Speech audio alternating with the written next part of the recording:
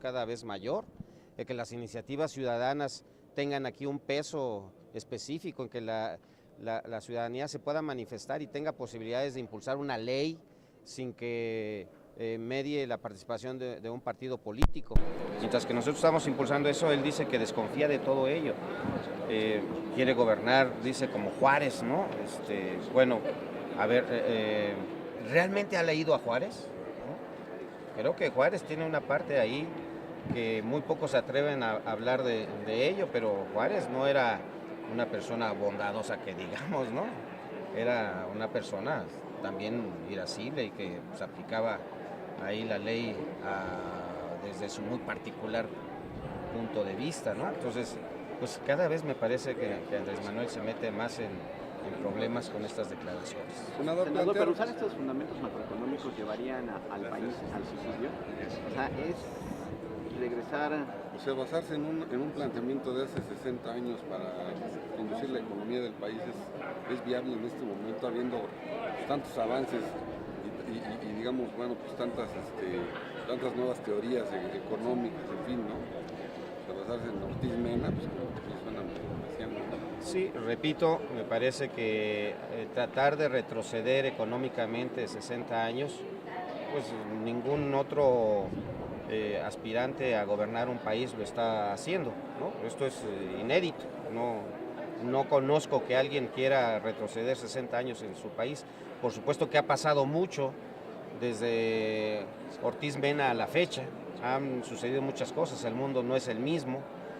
El mundo ha cambiado en 60 años muchísimo en materia económica y hoy pues no podemos pensar de ninguna manera que se puedan aplicar esas políticas, ¿no? Me parece, pues no sé qué le sucede a Andrés Manuel, si no tiene conocimiento, si le están asesorando mal o está verdaderamente convencido de que tenemos que retroceder 60 años, no sé, me parece que es un grave error. Plantear crecimientos del 4%, senador, que él, bueno, dice, lo vende así como si fuera una maravilla, pues la verdad es que crecer al 4 es totalmente insuficiente, ¿no? El ofrecimiento que hace. ¿O es realista? Me parece que vamos a empezar muy probablemente una danza de cifras, de que yo ofrezco 4, no yo ofrezco 6. Acuérdense que eso ha sucedido en otras contiendas a la presidencia de la República.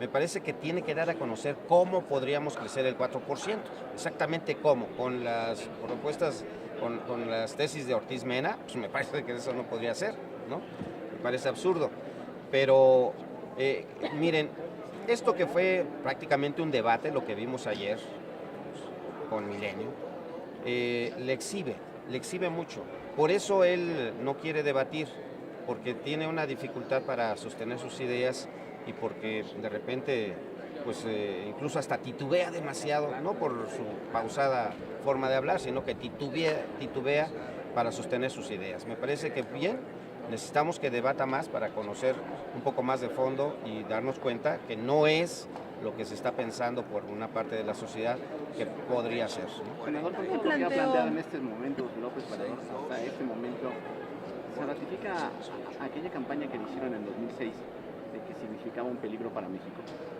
Yo creo que Andrés Manuel no es el presidente que necesita México. No quiero caer en esas cosas de que es un peligro para México. Creo que no es el presidente que en este momento necesita México. La tendencia tiene que ser en México a eliminar el presidencialismo, a respetar la división de poderes, a que haya equilibrios entre los poderes, entre el Ejecutivo y el Legislativo. Y él, cuando dice que va a revisar todos los contratos de licitaciones en materia energética, cuando dice que va a echar para atrás la reforma educativa, pues simple y sencillamente está haciendo a un lado a los diputados y a los senadores. No le sirven, o sea, él por sí mismo va a hacer todo esto. O sea, me parece que eso es llevar el presidencialismo a extremos mayores a lo que estamos viviendo hoy, y hoy los mexicanos, mexicanas no soportan más el presidencialismo. Eso es lo que tenemos que acabar justamente. Y bueno, pues desde este lado lo que se está proponiendo, cuando se habla de un gobierno de coalición, cuando se habla de una transición hacia un sistema parlamentario, pues estamos hablando de acabar con el presidencialismo, justamente, de hacer un equilibrio diferente a lo que tenemos hoy entre legisladores y ejecutivo. Me parece que hay gran diferencia, pero lo estamos conociendo y me parece que estos ejercicios como el de ayer son muy buenos, ya lo veremos en los debates de verdad, y yo espero que no sean solamente 3. Ayer, antier, el Consejo Coordinador Empresarial nos habla de una propuesta que tiene para el gobierno, para el próximo gobierno. Yo les pediría a los empresarios, a ver, pues convoquen a un debate exprofeso para el tema económico, ¿no? Ellos podrían estar invitando a los contendientes a este debate, me parece que sería muy sano también. Sí, senador, incluso propondría usted que en lugar de 3 debates, como está planteado por el INE, estos se extendieran a los 12 que pidió López Obrador hace 6 años.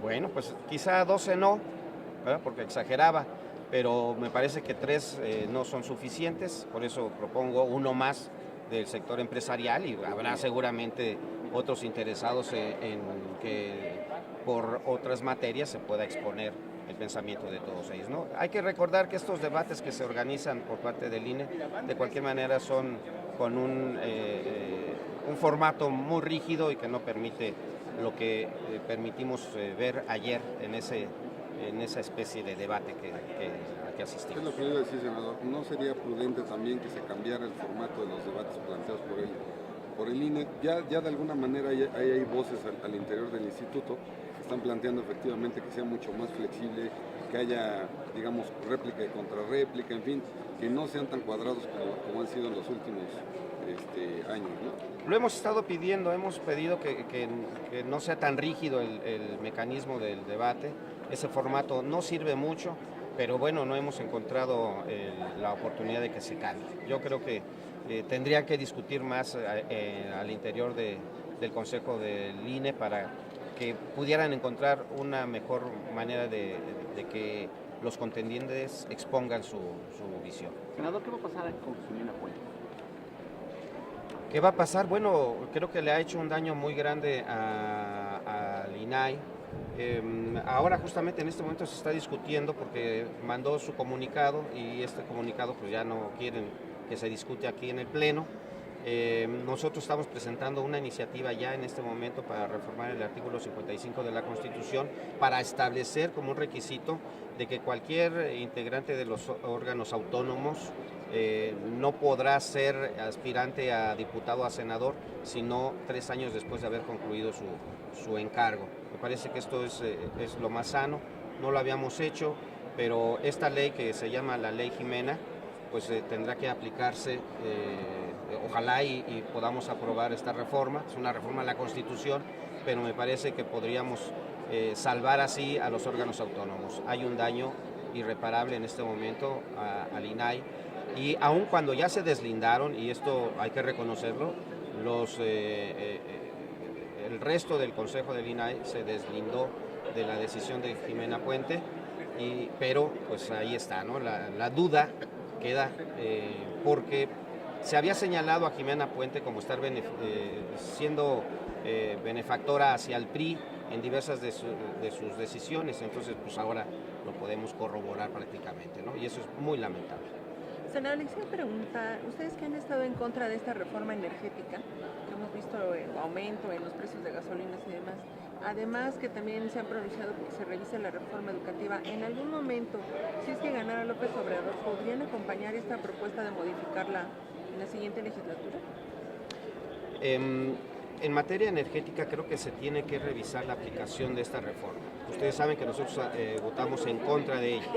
Bueno, aquí hubo una mayoría y se está aplicando, pero sin embargo subsisten dudas de cómo se está haciendo, ¿no?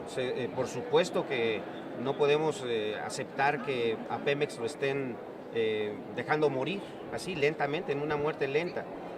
La producción de petróleo cayó, pero no por falta de capacidad, sino por una decisión, por una estrategia, ¿verdad? La falta de explotación del petróleo es una estrategia para dejar de producir, ¿sí? El que estemos produciendo pues al 40% en promedio las refinerías es una manera deliberada de no tener nosotros el combustible para poder justificar la importación del mismo. Entonces, todo eso tendría que revisarse, por supuesto, ¿no? Esa es una manera de dejar morir a Pemex, que es una manera deliberada y que eso, por ejemplo, pues no está considerado en la reforma energética, ¿no? Todo eso tendría que revisarse. A mí me parece que sí tenemos que invertir en refinerías. El petróleo no se va a acabar en 10 años. El petróleo todavía nos va a durar mucho más, pero además el petróleo no solamente sirve, y los combustibles, las gasolinas, no solamente sirven para los automóviles. Ahí discrepo con nuestro candidato Ricardo Anaya. Yo creo que sí se tiene que reforzar las refinerías, porque el petróleo sirve más allá para echar a andar los automóviles. Es una industria mucho más grande que eso, ¿no? Y la educativa, en la que también se dice, ustedes plantearon que se tenía que escuchar a los maestros, que pues por más protestas que hubo, pues fue la reforma de Nuño, ¿no? Sí, a ver, la reforma educativa seguimos sosteniendo que es una reforma fallida. Es una reforma que no viene a resolver el problema de fondo, que es la calidad de la educación. Si acaso pudo llegar a ser una reforma para poner orden en la asistencia de los profesores, ¿no? Para limpiar un poco ahí de aviadores, para eso sirvió quizá, pero la calidad educativa pues, no ha tenido ningún efecto realmente, ¿no? Creo que nosotros lo dijimos desde un principio, sin la participación de los maestros no es posible una reforma educativa. Además, en los países donde se ha aplicado una reforma educativa se han dado de plazo cerca de 20 años para que esto se concrete, y aquí pretendían hacerlo en 6 años o en 5 años, verdaderamente que era un absurdo. Entonces por eso no sirve esa reforma educativa. Sí hay que replantearla y sí tenemos que ir al fondo a cambiar incluso las materias, ¿no? A ver, ¿quiénes están educando a nuestros alumnos? ¿Estas personas que están educando a nuestros alumnos están capacitadas plenamente? Creo que no. Creo que les falta mucho a los mismos maestros en su formación, y entonces desde ahí tendríamos que estar pensando en que se tiene que hacer junto con los maestros. Gracias, senador. Gracias. Gracias a ustedes. Gracias.